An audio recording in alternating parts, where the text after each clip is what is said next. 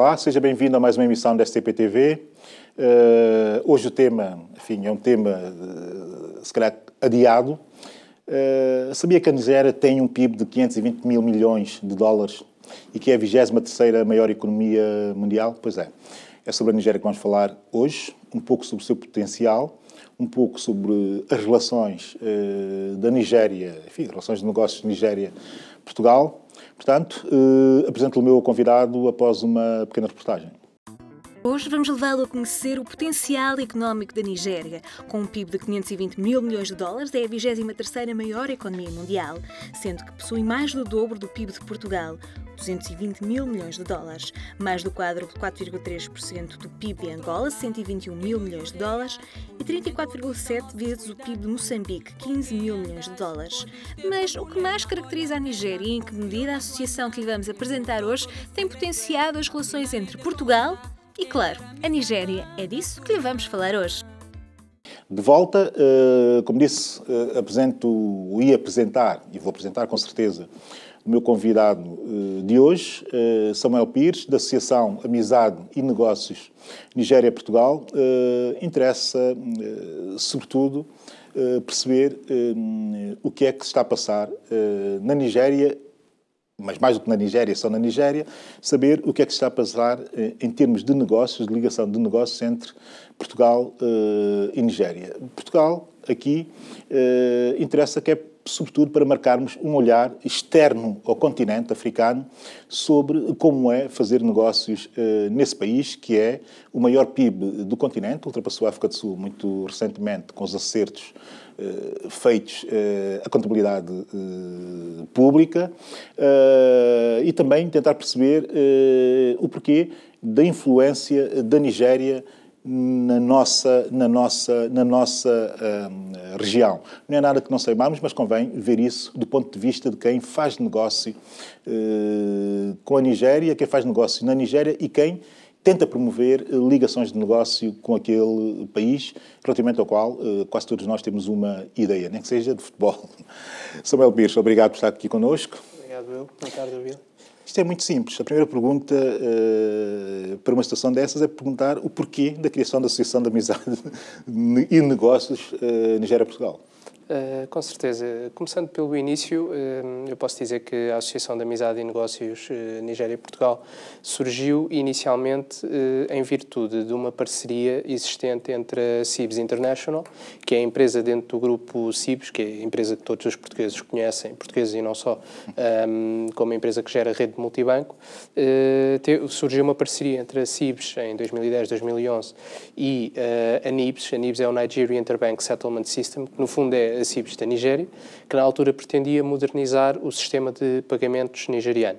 A NIBS fez um périplo por vários países e acabou por escolher o sistema português do multibanco como o sistema mais moderno que encontrou, o que muito enaltece os esforços de Portugal e da CIBS, e acabou por encetar uma parceria com a CIBS International, que visa a transferência de tecnologia, a modernização do sistema de pagamentos nigeriano. Na altura surgiu, portanto, em 2012, a ideia, isto já depois de encetada a parceria entre a CIBS International e a NIBS, surgiu a ideia de criar uma Câmara de Comércio entre os dois países, que no fundo é o nosso core business, é o nosso papel é o de sermos uma Câmara de Comércio e Indústria, mas pretendeu-se dar-lhe outras valências, nomeadamente na área cultural, na área educacional, na promoção de projetos, de outros projetos para além dos que estão ligados aos negócios. E daí a associação chamar-se Associação de Amizade e Negócios Nigéria e Portugal. E, portanto, surgiu em resultado dessa parceria e também com o apoio da Embaixada da Nigéria em Portugal, inclusivamente a fundação da associação, que celebra agora em setembro, a 28 de setembro, o seu 3º aniversário, teve lugar a cerimónia de fundação teve lugar na Embaixada da Nigéria aqui em Lisboa e, aliás, a própria embaixadora, a senhora Ijeoma Bristol, é membro honorário da associação, assim como o nosso embaixador na Nigéria. e também é membro honorário da associação o ex-vice-governador do Banco Central nigeriano, Tunde Leme.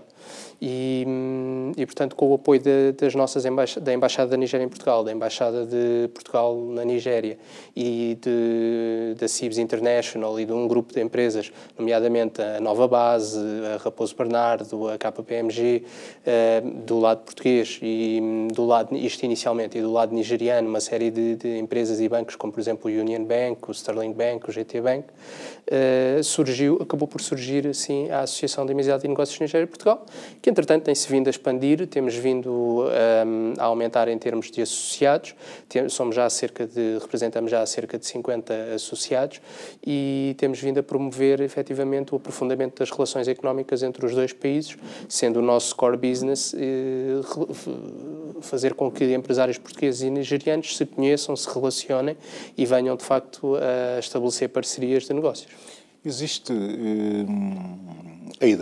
uma ideia enfim, relativamente subjetiva, de que é difícil fazer esses negócios na Nigéria e, enfim, porque o ambiente de negócios é muito peculiar, é muito específico, que existe, de facto, uma noção nigeriana de extrema grandeza. Como convencer um empresário português, porque as empresas que disse, enfim, são empresas já com alguma dimensão e, sobretudo, com planos de expansão conhecidos, não é? Mas como, e sobretudo com estruturas que possam suportar esses planos de expansão. Mas como convencer, por exemplo, enfim, empresas portuguesas interessadas em negociar naquele mercado a fazê-lo. Quais são os argumentos mais fortes para se convencer uma empresa média portuguesa, por exemplo, a fazer opção por aquele mercado? Bom, em primeiro lugar é preciso, desde logo, recordar aquilo que o Abílio dizia há pouco. A Nigéria tem um PIB de 520 mil milhões de dólares. É a principal economia do continente africano, tendo ultrapassado a África do Sul recentemente. É também o país mais povoado. Sim. Tem cerca de 177 milhões de pessoas e, segundo estatísticas da ONU, prevê-se que em 2050 venha a ter 400 milhões de pessoas e em 2100 1 bilhão de pessoas. Portanto, é um país que está em rápido crescimento populacional, mas também económico. Desde 2005, a Nigéria tem vindo a crescer sempre entre 6% a 8%. Portanto, é efetivamente um colosso, quer em termos populacionais, quer em termos económicos. Só a cidade de Lagos, que é efetivamente o coração empresarial do país, tem cerca de 20 milhões de habitantes. E um PIB maior do que os 19 países africanos combinados. Portanto, só o mercado de Lagos, para uma empresa de média dimensão portuguesa, ou mesmo pequenas empresas, é um mercado com um enorme potencial. E é verdade que o ambiente de negócios é um ambiente muito competitivo na Nigéria, porque a dinâmica nigeriana é muito forte. Os nigerianos são efetivamente homens de negócios com uma dinâmica muito, muito forte e é preciso estar no local, é preciso marcar presença na Nigéria. Eu acredito, e na Associação acreditamos, que vai ser muito difícil, é cada vez mais difícil olhar para a África e não olhar para a Nigéria. Em Portugal temos a tendência a olhar efetivamente para os mercados mais próximos, os mercados lusófonos. Culturalmente mais... Exatamente, o que é perfeitamente compreensível, mas não é possível olhar para a África hoje em dia sem olhar para a Nigéria. E creio que os argumentos que tem, o crescimento populacional, a dimensão do mercado, o crescimento económico e a própria afabilidade dos nigerianos, que são muito abertos ao investimento externo e ao contacto com outros povos e com os portugueses. Nós temos essa experiência, temos excelentes relações com os nigerianos, faz com que seja um país muito atrativo para os empresários portugueses. Mas também há a questão do risco. Enfim, um simples analista de risco consegue identificar bem os riscos de investir-se numa economia como a nigeriana. Não vamos aqui falar de risco, não vamos entrar em detalhes que possam ser considerados detalhes técnicos, mas vamos falar, digamos, que de dificuldades para fazer essa abordagem. Já me disse que, enfim, a primeira opção é estar. É preciso, no mínimo, estar, tentar perceber um pouco a cultura negocial dos nigerianos, que é muito sui generis em determinados momentos, mas também é preciso conhecer e perceber como é que funcionam as instituições. Também têm alguma... Enfim, para um português, quando eu digo português, aqui já estou... Agora vou estender também a coisa aos lusófonos, não é? Sim, sim. Angolanos, moçambicanos, enfim, são tomenses, cabo-verdianos, guinenses, enfim, quem queira fazer negócios na Nigéria. É preciso entender que, enfim, do ponto de vista jurídico, a realidade é completamente diferente, não é muito semelhante à nossa. A própria construção das estruturas de apoio, digamos que negocial, não é também muito parecido com aquilo que nós conhecemos a partida. Que realidade é essa, a esse nível? Efetivamente, a Nigéria, como ex-colónia britânica, tem um sistema constitucional e legal diferente daquele que têm os países lusófonos. É um país que tenta, ao nível do seu sistema político, replicar um pouco os Estados Unidos. É uma federação? É uma federação, exatamente. Tem 36 estados e tem a capital, o território da capital federal, que é Abuja. E isto é muito importante também, porquê? Porque muitas vezes, principalmente para aqueles que lidam com o setor público, muitas vezes as pessoas têm a tendência a pensar só no governo central, mas efetivamente na Nigéria há 36 estados, cada qual com os seus orçamentos, com as suas obras públicas para gerir. Quando eu falava Portanto, é um grande da potencial. estrutura, era preciso perceber-se, ou dizer isso para as pessoas que nos estão a ouvir, que essa ideia centralizadora que nós temos em grande parte dos países africanos, sobretudo nos nossos, sim. Não é? Essa questão da coesão territorial, mas também que é uma coesão administrativa ou centralização, se quisermos dizer a coisa de forma mais direta, não se passa bem assim na Nigéria. Não, de todo. Efetivamente há um híbrido entre a centralização típica de qualquer sistema político e a descentralização que caracteriza naturalmente uma federação. E a existência destes 36 Estados ainda é complementada, em termos de divisão administrativa, por 774, se não estou em erro, entidades que são os governos locais. Portanto, há aqui muitas entidades para quem lida com o setor público e principalmente em oportunidades no setor da construção, por exemplo, há aqui muito potencial. Eu há pouco dizia que Lagos é efetivamente o coração empresarial do país, mas é um país muito grande, com uma grande densidade populacional e com vários estados, vários governos locais que têm as suas oportunidades também para os empresários. A nível do sistema legal também, é um país que segue muito o direito anglo-saxónico, não tanto como é normal, numa ex-colónia britânica que se independentizou em 1960. Isto não impede, todavia, que efetivamente os empresários portugueses estabeleçam negócios com empresários nigerianos, até porque entre os nossos associados temos escritórios de advogados, quer cá em Portugal, quer na Nigéria, e que facilitam efetivamente o estabelecimento de parcerias entre os empresários portugueses e os empresários nigerianos. Isso é interessante, porque as coisas são mesmo assim, mas o interessante é perceber que toda essa estrutura associativa, obviamente, e de intercâmbio, e digamos que interrelacional, surge a partir de uma empresa. Isso é interessante dizer-se, porque muita gente não tem noção de como pode ser influente a entrada de uma única empresa no mercado para abrir, de facto, portas para todo um universo de interesses que possam estar presentes. Porquê é que eu digo isso e porquê é que eu coloco a questão assim?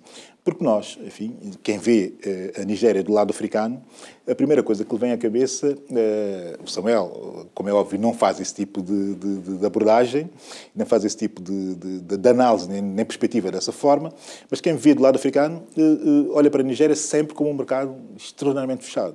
Sobretudo fechado a uma série de interesses, que são também interesses africanos. Quer dizer, por exemplo, se tivesse um projeto e se o projeto fosse, volto a dar o exemplo e a repetir-me, fosse financiado por uma empresa angolana, já teríamos aqui alguns problemas. Porquê?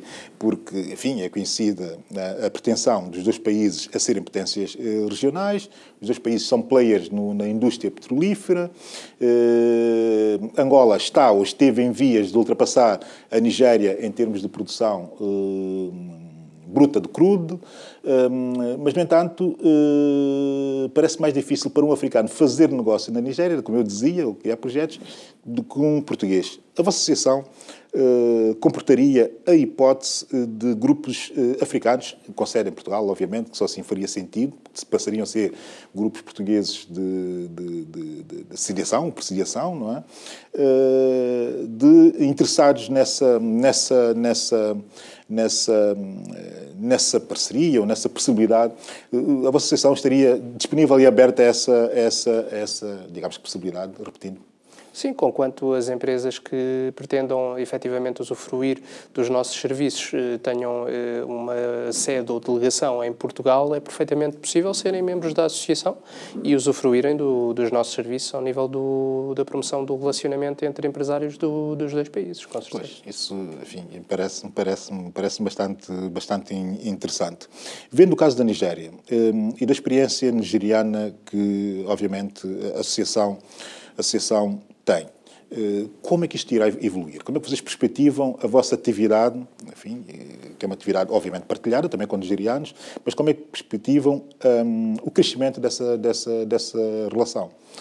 Ainda bem que tocou nesse Isso ponto. É importante no momento em que estamos com a crise grande parte dos países africanos estão com um problema de liquidez por via da crise petrolífera, grande parte dos países depende imenso dessa matéria, da venda, do preço dessa matéria-prima no mercado internacional. A Nigéria não é exceção, se bem que a Nigéria também seja uma economia mais diversificada que grande parte dos países dependentes do crudo. Mas, enfim, é preciso dizer que, e ainda bem que tocou nesse ponto, que a Nigéria, o PIB nigeriano só depende em 13% da produção de petróleo, ao contrário de Angola, que depende muito mais, o seu PIB depende muito mais da exportação quase 83%. De petróleo.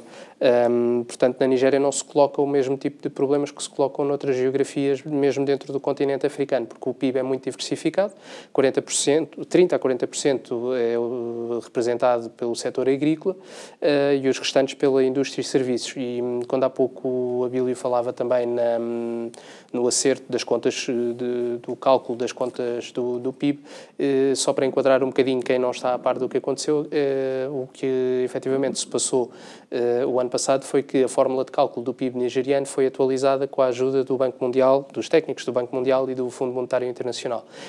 A fórmula não era recalculada não era reformulada, aliás, desde 1990. Por exemplo, na União Europeia, nos países da União Europeia, fazemos de 5 em 5 anos.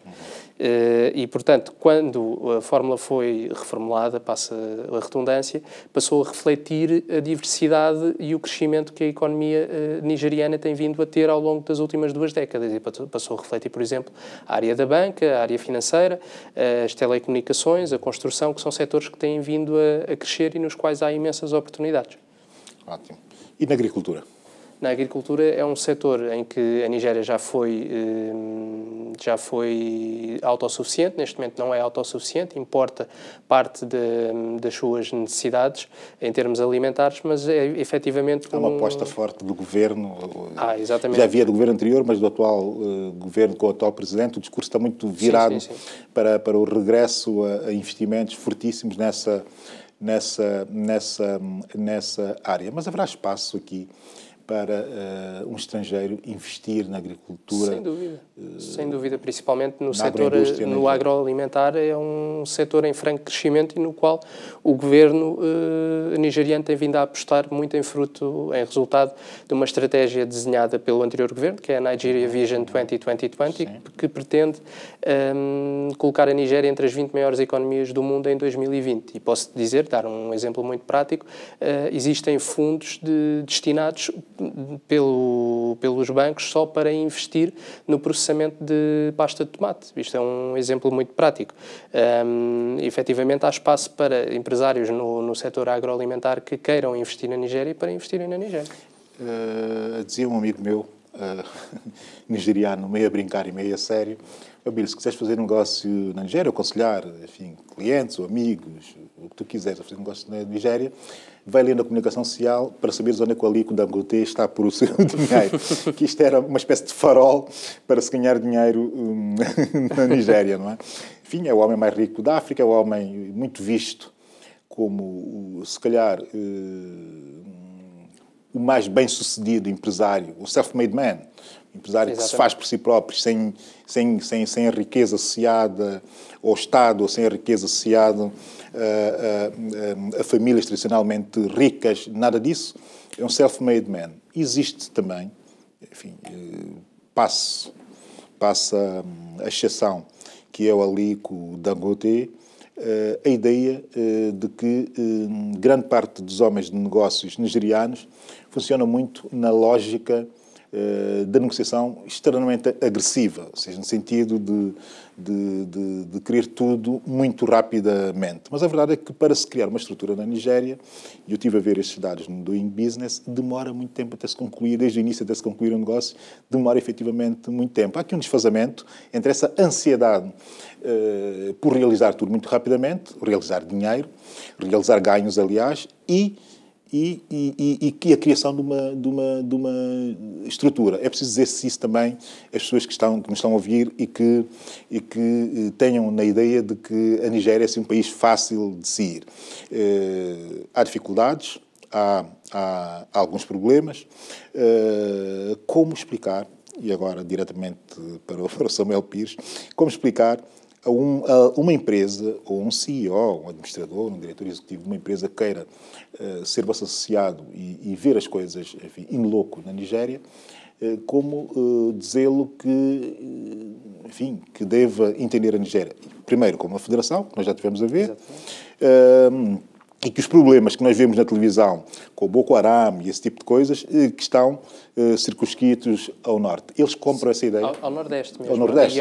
E no Nordeste, ao estado de Borno, acho que fiz bem, ao estado do Borno. Eu fiz bem o risco. Ao estado do Borno. E eles acreditam, eles compram essa mensagem? Sim, porque eu quando falo com empresários portugueses temos sempre cuidado de explicar que efetivamente a insurgência do Boko Haram está circunscrita à zona Nordeste e o coração empresarial de Lagos, da Nigéria, aliás, como eu já disse há pouco, é efetivamente Lagos, que é no sul do país. Portanto, não há os riscos de segurança que existem no Nordeste, não existem no sul do país. Eu há pouco também dizia que a Nigéria é um país em que, em termos de ambiente de negócios, é preciso marcar presença. As empresas não podem olhar para a Nigéria como um país do qual vão retirar dividendos muito rapidamente, mas é um país para investir a médio e longo prazo e do qual as recompensas são efetivamente muito elevadas, devido à dimensão natural do próprio mercado. Portanto, as empresas têm de olhar com paciência e com persistência para o mercado nigeriano. Para uma empresa que se quisesse instalar, enfim, da vossa experiência, enfim, até pessoal, por uma questão de gestão de dados, o Samuel, qual é o maior custo de instalação na Nigéria hoje, em Lagos, por exemplo? Enfim, em Luanda é possível estimar-se, mais ou menos, grande parte dos investidores queixam-se, efetivamente, do custo do imóvel, tanto de aquisição como de renda. Na Nigéria, qual é o maior custo? Há muita gente que aponta a mobilidade, há outros que apontam também a insegurança, alguns, dependendo da zona, no caso de Lagos. Mas para si, da sua experiência, qual é o maior custo? O custo tanto efetivo, real, como, enfim, o que se possa relativizar? Para as empresas que se queiram efetivamente instalar em Lagos, será sempre o custo do imobiliário, embora não tenha comparação com Luanda. Não tem efetivamente comparação. Em termos de segurança, em Lagos, desde que se tenha as devidas precauções, não existe efetivamente, não existem custos associados que pesem efetivamente no orçamento de uma empresa que se queira instalar na Nigéria. Em termos de mobilidade, efetivamente em Lagos há muito trânsito, há muitos carros, portanto é preciso considerar também esse fator, mas não é um custo que represente algo muito pesado para um orçamento de uma empresa. Ok. E para terminar, há aqui uma coisa que me passa pela cabeça. ter que perguntar como é que são as vossas abordagens, como é que vocês fazem a abordagem ao mercado, abordagens diretas, enfim, missões empresariais e com que regularidade é que fazem esse tipo de abordagem ao mercado Nós nigeriano? estivemos envolvidos já em 2 missões empresariais. Em 2014, uma missão empresarial promovida pela AEP, a Associação Empresarial de Portugal. Nós, no âmbito dessa missão, promovemos um jantar com empresários nigerianos que fazem parte da associação e outros empresários nigerianos da comunidade local também, e os empresários portugueses estiveram presentes nessa missão. Já em 2015 fizemos uma missão empresarial em conjunto com a Câmara de Comércio e Indústria Portuguesa, no seguimento de um seminário que fizemos em dezembro de 2014, o seminário que teve lugar aqui em Lisboa, sobre exportar e investir na Nigéria. Promovemos no seguimento desse seminário, então, esta missão em março deste ano, e portanto foi uma missão em que estiveram presentes 7, 8 empresas portuguesas e, mais uma vez, esta missão já organizámos em parceria diretamente com a Câmara de Comércio e Indústria Portuguesa. Agendámos reuniões entre empresários nigerianos e empresários portugueses, promovemos efetivamente o networking entre os empresários e, no seguimento desta missão empresarial, já surgiram algumas parcerias interessantes. No entanto, eu gostaria de dizer que a filosofia da associação é muito mais a filosofia de uma lógica de projeto, individualizada, personalizada, dirigida para as necessidades de cada empresa. As empresas vêm ter connosco, mostram-nos os seus produtos e serviços e nós tentamos procurar no mercado nigeriano parceiros locais com os quais possamos colocar em contacto estas empresas e, com muita regularidade, temos levado empresas portuguesas à Nigéria e agendado reuniões com empresários nigerianos. Isso é ótimo. E em termos de embaixada aqui em Lisboa, enfim, agora que está muito na moda, e muito na moda, não, enfim, faz parte do jargão económico, digamos, essa coisa da diplomacia económica funciona, tanto numa embaixada como na outra? Funciona, sem dúvida. A Embaixada da Nigéria aqui em Lisboa, nós temos uma excelente relação com a Embaixada, é uma embaixada muito dinâmica, que ajuda bastante os empresários portugueses, aliás, que pretendem investir na Nigéria. Portanto, existem canais, para além da associação, existe ainda a Embaixada da Nigéria que pode ajudar, efetivamente, os empresários portugueses que pretendam obter informações sobre como investir na Nigéria e tem um papel importantíssimo, por exemplo, na emissão dos vistos, naturalmente, e a nossa embaixada na Nigéria tem também um papel importantíssimo e vai passar a ter um papel ainda mais reforçado, visto que está prevista a abertura de uma delegação da AICEP na Nigéria. Mas o papel da Embaixada de Portugal na Nigéria é também importante no fluxo, no sentido contrário. Portanto, a Nigéria para cá, quando, por exemplo, clientes de empresas portuguesas pretendem visitar o nosso país, e, portanto, é muito importante também para a emissão de vistos. Eu falo novamente nesta questão porque é efetivamente uma questão muito premente. Importante. Muita gente não tem noção de como é. É uma questão prática terrível, muito importante para as empresas. É que quem não funciona nesse universo tem sempre a ideia de que o visto é uma coisa demasiado barata para ser um problema na abordagem, sobretudo na primeira abordagem de negócios de um país. Não, é um elemento quase que essencial. Quase que essencial. E o Samuel Pires chamou a atenção para isso, que é interessante. Última pergunta, enfim, o tempo aqui em televisão corre, mas corre bem, é o seguinte, há notícias de empresários ou empresas nigerianas a investirem em Portugal? Ou seja, no sentido inverso da lógica daquilo que nós estamos aqui a falar.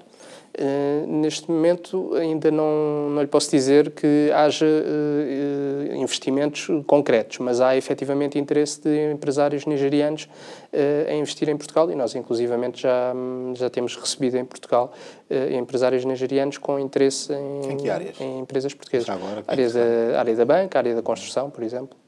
Ótimo. Samuel Pires, muito obrigado. Uma experiência curiosíssima e vamos tentar aqui na STP-TV ter mais interlocuções com players, enfim, portugueses e não só, que estão a abordar o mercado africano. Isso para nós é essencial para quem nos vê e também é essencial para organizações como a Associação Amizade e de Negócios Nigéria-Portugal. Porquê? Porque é um trabalho que normalmente não é suficientemente valorizado quando ele é essencial, sobretudo nos planos de expansão de muitas empresas. Não tem necessariamente de ser grandes empresas. Hoje já se fala em empreendedores expansivos, ou seja, empreendedores que criam a sua empresa necessariamente a pensar em mercados que não são os seus próprios mercados. Portanto, é importantíssimo fazer esse tipo de abordagem. Uma vez mais, Samuel Pires, obrigado. A emissão continua com os destaques da semana.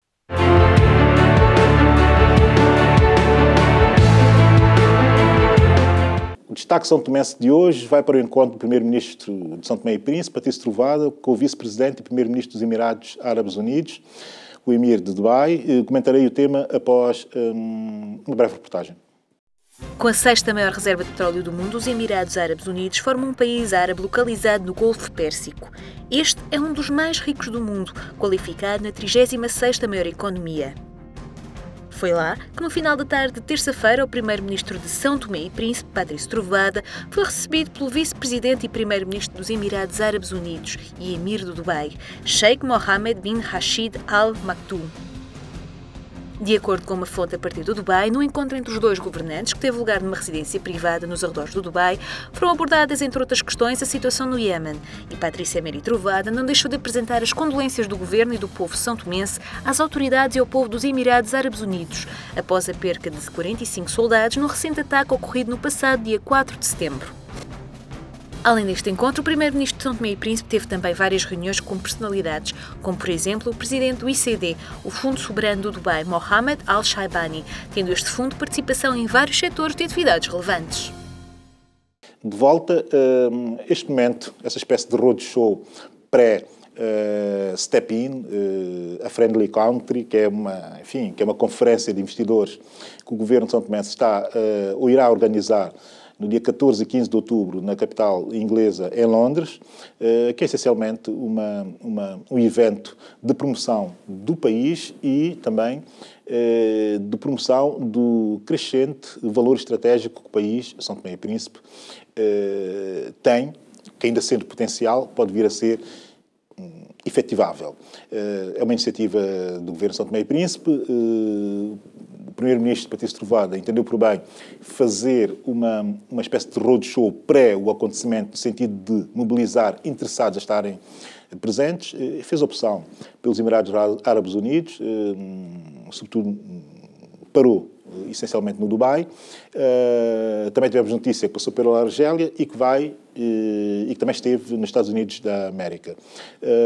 Tudo mercados, entendíveis por qualquer pessoa na indústria do dinheiro ou na indústria financeira, que são mercados que têm que ser, de facto, mobilizáveis e visitáveis, sobretudo quando se tem uma iniciativa como a STP-In, a Friendly Country, essa conferência de investidores que vai acontecer em Londres no dia 14 e 15 de outubro.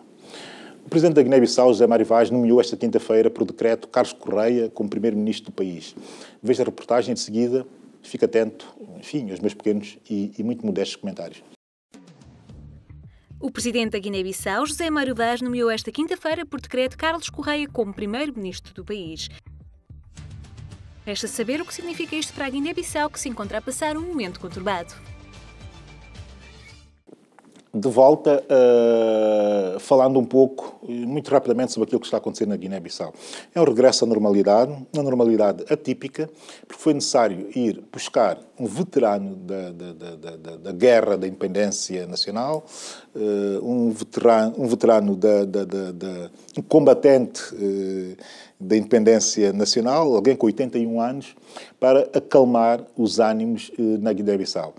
Carlos Correia é muito bem visto, uma pessoa íntegra, séria, já foi primeiro-ministro. Com esta é a quarta vez que ele faz esse trabalho, portanto, conhece os dossiês, é uma pessoa que está relativamente atualizada, portanto, não há aqui risco de não entender o seu papel e o que tem que fazer para tirar a Guiné-Bissau do momento em que vive, e é uma pessoa, ainda por cima, de trato bastante fácil, segundo amigos ou pessoas que conhecemos e que são amigas comuns. Portanto, toda a sorte para o seu mandato, que ele seja concluído e, sobretudo, que se aproveite esse final de legislatura para fazer a respectiva revisão constitucional. Não digo muito mais do que isso sobre a Guiné-Bissau, porque, de facto, estou feliz que a situação de impasse tenha terminado para o bem dos guineenses e também que tenha terminado como uma lição, e convém retirar a lição dos momentos históricos, mesmo que eles sejam muito próximos, e como uma lição para a classe política guineense. Interessante perceber que essa classe política, uma classe política composta por gentes de geração muito mais jovem, digamos, relativamente àquela que é a geração do atual Primeiro-Ministro. Talvez seja a altura de refletirmos um pouco nisto que eu acabei de dizer, porque eu sempre fui um defensor de transições geracionais no contexto político africano, no sentido de introduzir novas práticas, novas caras, novas dinâmicas, mas se calhar um velho combatente possa fazer a diferença em alguns contextos de crise. Foi o que aconteceu na Guiné-Bissau e ainda bem que eles tinham essa reserva moral para fazer a diferença num momento especialmente crítico. As minhas sugestões para hoje não são muitas. O que vou sugerir de forma muito leviana é que ouçam tudo o que tenham, o que possam ter online, podem baixar, podem comprar os CDs, façam o que fizerem. Ouçam Fela Kuti, nigeriano, músico genial, que já faleceu, mas deixou uma obra verdadeiramente extraordinária. Portanto, a sugestão é, pensem no fim de semana e na próxima semana, ouvir Fela Kuti. Por hoje ficamos por aqui, mas temos encontro marcado no próximo sábado às 18 horas. Obrigado por nos ter acompanhado. Eu sou o Abílio Neto. Esta é a STP TV, a sua nova televisão.